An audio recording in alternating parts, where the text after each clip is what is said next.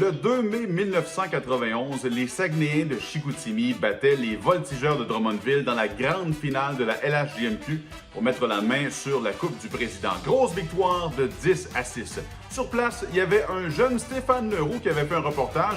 Il a même eu droit à une douche de mousseux dans le vestiaire. Voici ce qu'il avait préparé à l'époque. On pouvait s'attendre à beaucoup d'actions dans ce match. Dès la période d'échauffement, les joueurs des deux équipes ont bien failli en venir au coup.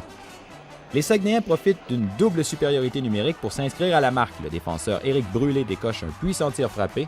Pierre Gagnon n'y voit que du feu et c'est 1-0 Chicoutimi. 40 secondes plus tard, toujours en supériorité numérique, Sébastien Parent s'empare du retour du tir d'Éric Rochette et inscrit son 10e des séries. À mi-chemin en première période, c'est 2-0 Saguenayens. Les Voltigeurs répliquent avec 2 buts rapides dans la dernière minute de jeu. Après le but de Denis Chassé, c'est Éric Dandonneau qui laisse partir un lancer. La rondelle échappe à pas de vent. Après 20 minutes de jeu, c'est 2-2. Drummondville prend les devants pour la première fois en début de deuxième période. La recrue Yann Laperrière inscrit son 2e des séries sur un beau tir des poignets.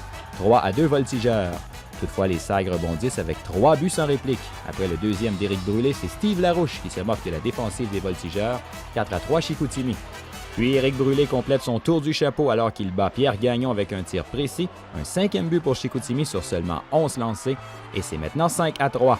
En troisième période, les Saguenayens ont ajouté 5 autres buts pour concrétiser un gain de 10-6, leur assurant la Coupe du Président.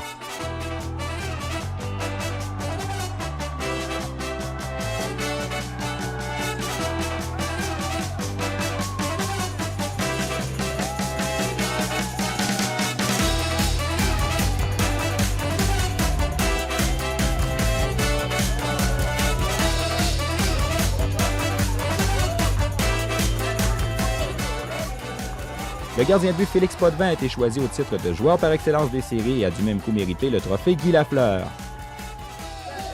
Tout le monde dit qu'on a tout gagné, c'est certain que c'est le fun, mais le plus important, je pense, c'est la Coupe Mémorial. Faut pas se laisser aller, puis on va arriver prêt pour la Coupe Mémorial. On est dit tant qu'à être parti, on doit se bien continuer.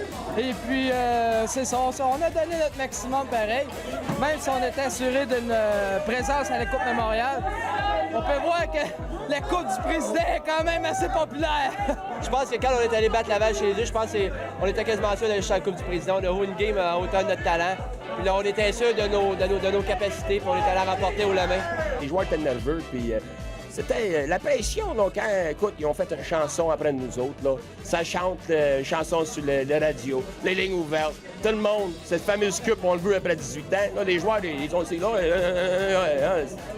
Oh, moi, je vois ça comme une Coupe Stanley. Ouais! Stéphane Leroux à Drummondville pour Sport 30. Les Sags et les Voltigeurs ont ensuite participé à la Coupe Memorial qui se déroulait au Québec. Les Saguenayens ont été éliminés par Drummondville en demi-finale et les Voltigeurs ont finalement perdu contre les Chiefs de Spokane en grande finale.